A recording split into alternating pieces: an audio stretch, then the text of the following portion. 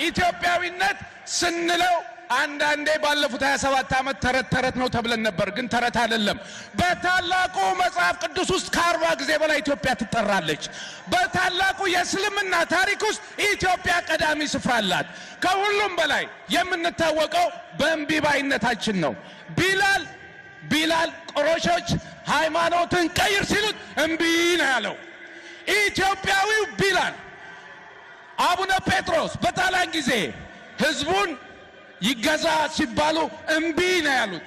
እነዚህ እምነቶች ለኢትዮጵያ ውበት እንጂ ችግር አይሆኑም፣ ወደፊትም አንሆንም። ሙስሊም ክርስቲያን በአንድ ላይ አብረን ኢትዮጵያን የፍቅር ሀገር እናደርጋታለን።